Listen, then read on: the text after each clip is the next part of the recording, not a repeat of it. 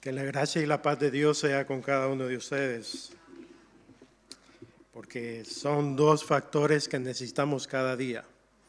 Las bendiciones ya las tenemos en Cristo Jesús, pero la gracia y la paz las necesitamos. Que Dios siempre nos dé gracia para poder ser esa sal y esa luz que el mundo necesita. En un mundo donde hoy en día se está cayendo a pedazos, donde sufren y hay tanta convulsión, la iglesia es la llamada a tener una respuesta para aquellas personas que no la encuentran en muchas situaciones que están pasando en su vida. Aunque ya se oró, ¿verdad? Quiero también pedirle a mi Señor, a mi Dios, que nos dé la gracia y la misericordia, Padre, para poder tener el conocimiento, la sabiduría y discernimiento de tu palabra, que tú nos hables a través de ella, porque es tu placer darnos a conocer tus secretos. En Cristo Jesús, amén.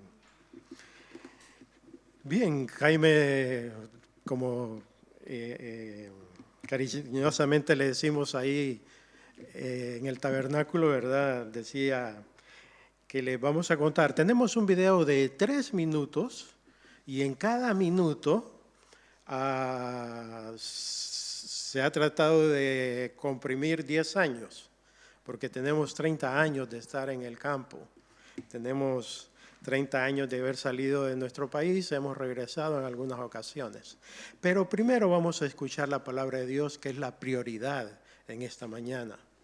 Hemos estado ahí en un campo, ¿verdad?, en África, y todo esto por la gracia de Dios. Como Pablo lo decía, por la gracia de Dios soy lo que soy.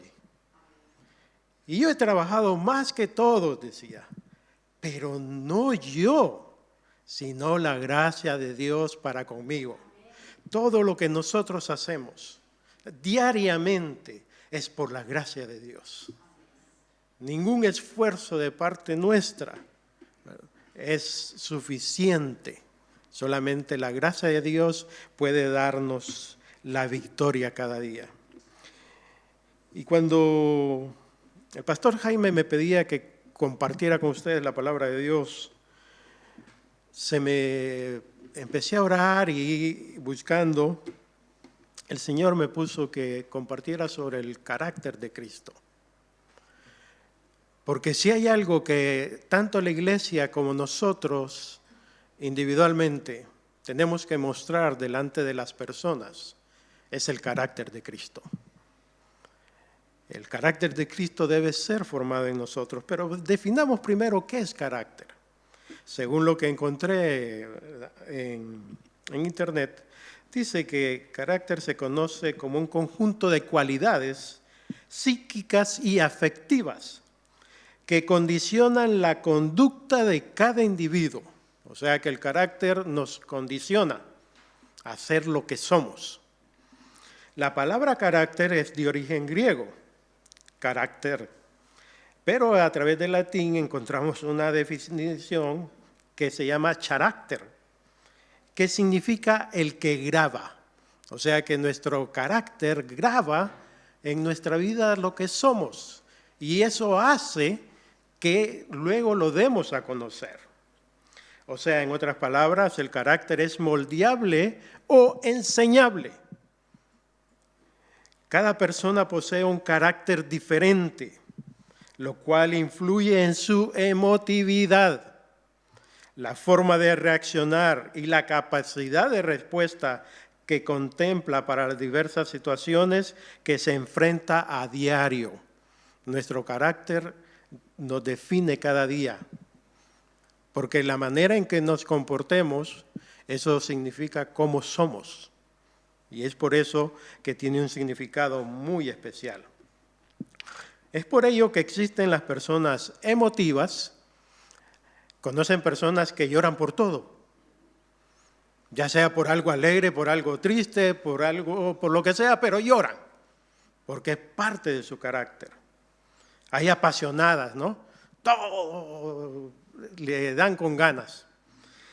Y luego están las sentimentales, las nerviosas y también las apáticas, entre otras definiciones. Hay personas que son tan apáticas que está tan emocionante de algo que para ellas da igual, ¿verdad? Si agarra para la derecha como agarra para la izquierda. Ahora, si el carácter es susceptible a cambios, una de nuestras metas como iglesia y como individuos es que el carácter de Jesús debe ser formado en nosotros. Y es la mejor manera de cómo podemos representar a Cristo sobre esta tierra. Pablo lo dice de una simple manera, ahí en 1 Corintios, en el verso 1. Y como vamos a ir algo rápido, anótelo y en la casa lo lee, yo lo voy a leer. Dice Pablo, ¿verdad?, cuando le escribe a los Corintios, en 1 Corintios, verso 1, sed imitadores de mí, como también yo lo soy de Cristo. Ahora la pregunta que debemos de hacernos, porque va a haber cosas que nos debemos de preguntar. ¿Somos capaces de decirle a alguien, imítame a mí, porque yo imito a Cristo? Eso es algo que nos debe llamar la atención cada día. ¿Cuánto de Cristo tengo hoy? ¿Y cuánto de Cristo tendré mañana? No nos midamos con nuestros hermanos. Midámonos, como dice Efesios capítulo 4, ¿verdad? En verso 13, que nuestra medida debe ser la estatura perfecta de Cristo. Y la perfección, hermanos, para que no tenga excusa, ¿verdad? Porque algunos dicen, nadie es perfecto. Pero si agarramos la palabra perfección que se menciona en la Biblia, vamos a ver que la traducción más compatible es madurez. Debemos de ser maduros en la vida cristiana. Luego Pablo nos lleva a Colosenses capítulo 1, versos del 24 al 28, cuál es el ministerio de cada uno de nosotros. Dice Colosenses capítulo 1, versos 24 al 28. Dice Pablo, que ahora me gozo en lo que padezco por vosotros y cumplo en mi carne lo que falta de las aflicciones de Cristo por su cuerpo, que es la iglesia. Nosotros debemos de sufrir por la iglesia de Cristo y completar esa labor de Cristo.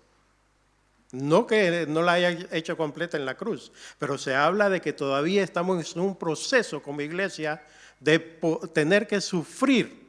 Una palabra que nadie quiere escuchar, pero que la Biblia nos invita cada día a que tenemos que sufrir por Cristo. Y es algo que tenemos que estar preparados porque hoy en día la iglesia está sufriendo persecución. Hay muchas cosas que están en contra. Vamos al verso 25. De la cual soy hecho ministro, según la dispensación de Dios que me fue dada en orden a vosotros, para que cumpla la palabra de Dios. Nosotros debemos de cumplir en el sufrimiento la palabra de Dios en nuestra vida para que así otros puedan comprender el sacrificio que Cristo hizo. En la Biblia nunca se nos dice que no vamos a sufrir. Nunca. Más bien dice debemos de estar preparados. Y Pedro le dice, ¿verdad?, a los que están en la dispersión, les dice que todos esos sufrimientos que había en aquel tiempo, los sufren todos los hermanos en todo el mundo. No es solamente para algunos, es para todos. Verso 26, a saber, el ministerio que había estado oculto desde los siglos y edades, mas ahora ha sido manifestado a sus santos. A ustedes ha sido manifestado el misterio que por siglos, que profetas y ángeles querían saber. Y ese misterio es Cristo, el Cristo revelado. Entonces, 27, a los cuales quiso Dios hacer notorias las riquezas de la gloria de este misterio entre los gentiles, que es Cristo en vosotros, la esperanza de gloria. Si hay alguna gloria en nuestra vida, es la esperanza que tenemos en Cristo. Porque esa gloria se la vamos a dar al Señor. porque Él es el que se merece toda la gloria y la honra de lo que hacemos, de lo que decimos y en la manera en que vivimos y de lo que tenemos. 28. Y aquí viene el verso más importante, el cual nosotros anunciamos, amonestando a todo hombre y enseñando en toda sabiduría, para que presentemos a todo hombre perfecto en Cristo Jesús. Y cuando está hablando de presentar perfecto a todo hombre en Cristo Jesús, significa tener el carácter de Cristo, para que sea manifestada la gloria de Dios. Ahora, miremos algunos de los aspectos del carácter de Cristo. No vamos a tener tiempo de verlos todos.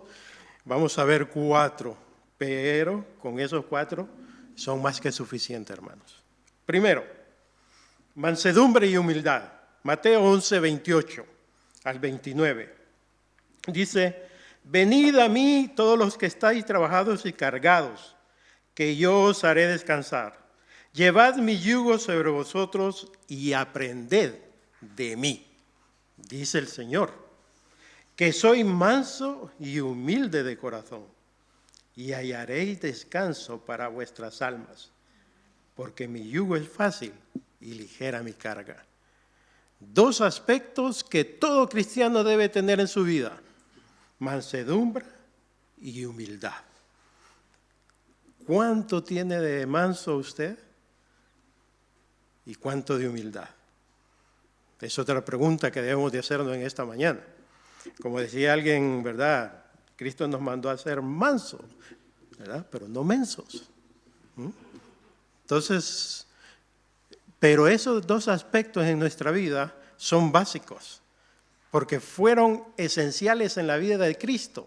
Cristo vino a vivir la vida humana para poder vencer el pecado, para poder cumplir toda la ley y que nosotros pudiéramos vivir bajo la gracia de ese sacrificio que Cristo hizo, porque Él cumplió toda la ley que Dios había establecido. Así es que vamos a otros 2 aspectos. Y aquí es donde vemos que muchas veces fallamos: predicación y compasión. En Mateo capítulo 9,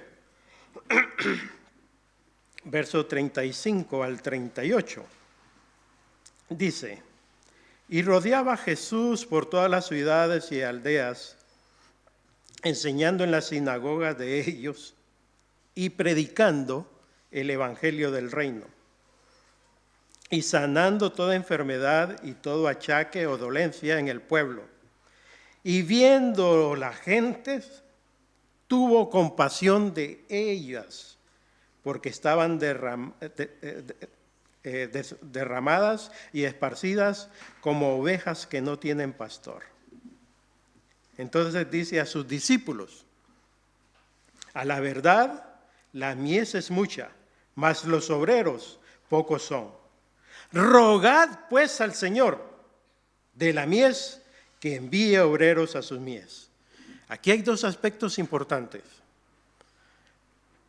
Algunas personas a veces se molestan conmigo porque yo digo, miren, el pastor no es el llamado a ganar ovejas para el reino de Dios. Es la congregación, es cada uno de ustedes. Es un deber inevitable. Pablo le decía, porque el compartir el evangelio me es necesidad, me es impuesta necesidad. Es algo que estoy obligado a hacer. ¿Por qué? Porque por gracia fue salvo él y por gracia quiso compartir. Por gracia hemos sido salvos, por gracia debemos de compartir el evangelio. De tal manera que estas bancas se terminen de llenar. Quizás van a decir es que algunos andan de vacaciones, pero que se llenen, que no quepan, porque ustedes deben de compartir en todo momento a su familia, a sus vecinos, a sus compañeros de trabajo. Y le voy a dar una receta. Cuando yo trabajaba en mi país, uno acostumbra siempre a decirle a los hermanos, hermano, que el Señor le bendiga. Pero nosotros tenemos todas las bendiciones en Cristo, ¿cierto? Así es que cuando yo le digo que el Señor le bendiga, pero si ya tiene las bendiciones.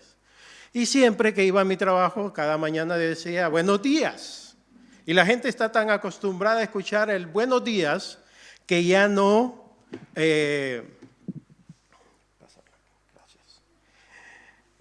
que ya no les hace. Es como cuando se le dice a un hermano que el Señor le bendiga y ya no lo siente tampoco. Y decirle buenos días a alguien, pues todo el mundo le dice buenos días. Hasta que el Señor me enseñó esto. Quienes necesitan ser bendecidos por Dios son las personas que no le conocen. Y cambié mi saludo. Y un día entré al departamento de comunicaciones y en vez de decir buenos días, les dije que el Señor les bendiga. Y todo el mundo me volteó a ver.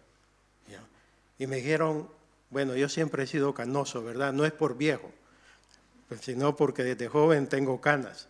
Y entonces me decían, oiga viejo, ¿y qué le pasa hoy? ¿Por qué? Porque entró saludando así. O sea, hay palabras que con una sencilla vez que se les diga, uno causa impacto en las personas. Trate de cambiar su saludo para las personas que necesitan de Dios. Bendígalas. No importa cómo lo traten, bendígalas, es lo que la Biblia nos dice. Ok, sigamos, ¿verdad? No, pero es que no he terminado con este pasaje, porque hay algo aquí que también a veces nos molesta. Porque este pasaje se utiliza muchas veces para decirle, oremos, ¿verdad? Al Señor de la mies porque no hay obreros. El Señor una vez leyéndolo me hizo comprender una cosa. Nosotros no podemos pedir cosas que no hemos vivido. Nadie puede hablar de un Dios que no conoce. Y nosotros conocemos a Dios a través de su palabra. Y este pasaje está diciendo, ¿verdad? Y si lo miramos en su contexto, dice que Jesús andaba visitando aldeas, ciudades, compartía en las sinagogas, compartía el evangelio con la gente, sanaba y todo lo demás, y los discípulos le seguían. Entonces, luego mira a la gente, tiene compasión de ellas y le dice, rogad al Señor de la mies que envíe obreros a su mies, porque la mies es mucha, mas los obreros son pocos. ¿Y cuántos eran los obreros? Los que andaban con él en ese momento. Los que se dan cuenta de la necesidad. Cuando usted sale y comparte el evangelio, usted se va a dar cuenta de cuántos obreros se necesitan para seguir compartiendo. Desde hace años nosotros estamos pidiendo por más obreros para... Y tenemos razón de pedirlos porque conocemos 20 millones de personas. Están ahí. Y el porcentaje de testimonio cristiano es 1% para 20 millones de personas. Entonces hay razón de pedir más obreros. Así es que cuando quiero orar por más obreros es porque usted está saliendo a compartir. Es parte del carácter de Cristo en nuestra vida, el compartir el evangelio. Bien, luego hay el último elemento que voy a tocar en esta mañana, o ya esta tarde, es la obediencia. La obediencia tiene un elemento muy importante en la vida del cristiano. Fue la desobediencia lo que llevó a Eva y a Adán a pecar, porque no obedecieron a Dios. Y fíjense cómo Cristo nos enseña a obedecer. Filipenses 2:8. Y hallado en la condición como hombre, se humilló a sí mismo, hecho obediente hasta la muerte y muerte de cruz. El 5 dice que Cristo no escatimó el ser igual a Dios como cosa que aferrarse, sino que se despojó. Nosotros tenemos que despojarnos para ser obedientes a lo que la palabra de Dios dice.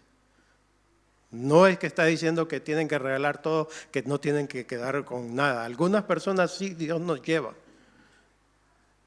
Mi esposa y yo decidimos vender todo lo que teníamos para poder salir. Solo guardamos la casa, que es donde está viviendo uno de nuestros hijos. Pero la obediencia es primordial dentro del carácter de Cristo en nuestras vidas.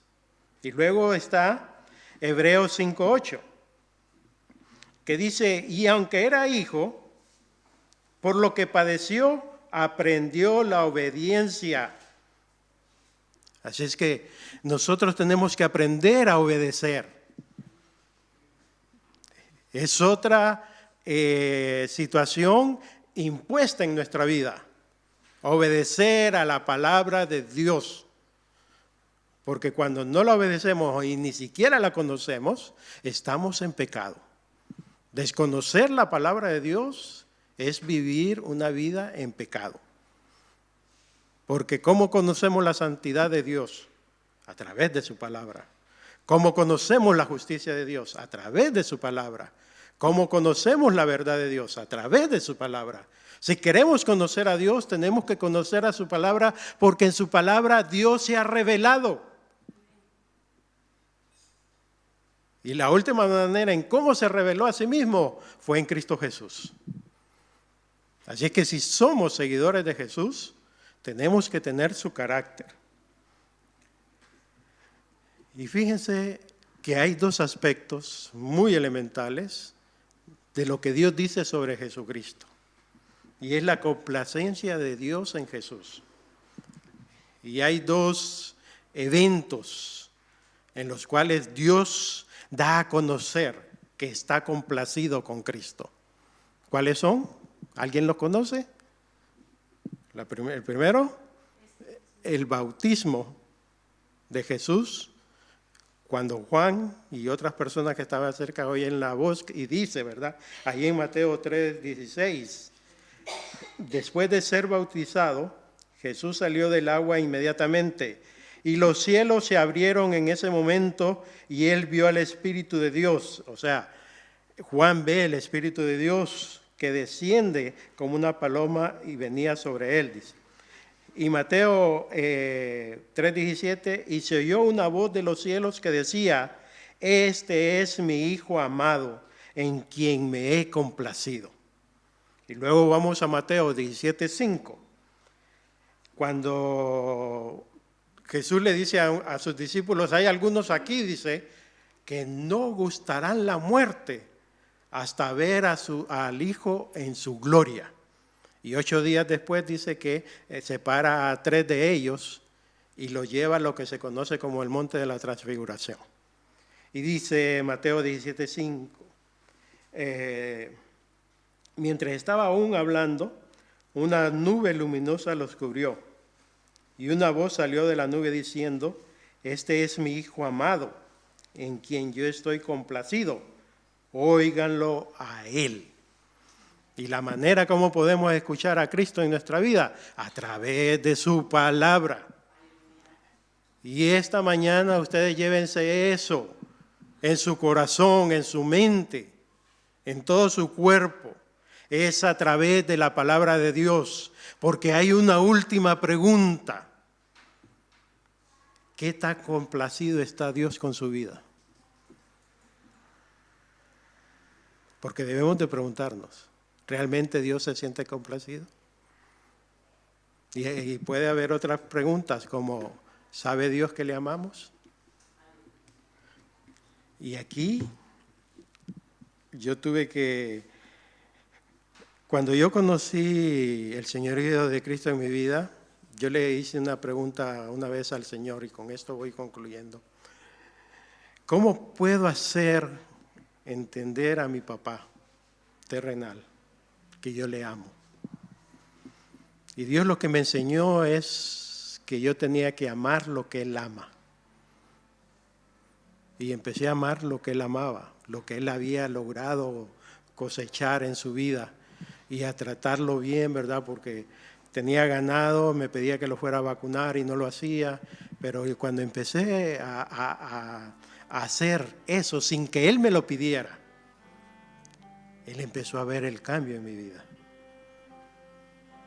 Y si realmente nosotros, porque yo he preguntado, ¿Cree usted que Dios sabe que lo ama a usted? ¿Ama usted a Dios? Y la mayoría me va a decir que sí. Pero la situación es esta. Si realmente decimos que amamos a Dios, debemos de amar su santidad. Debemos de amar su justicia. Debemos de amar su perfección. Todos aquellos atributos de Dios que emanan de Él, nosotros tenemos que amarlo. Y cuando lo amemos todo eso, Dios va a saber que lo estamos amando. Y Dios se va a complacer en nuestra vida. Que el Señor les bendiga.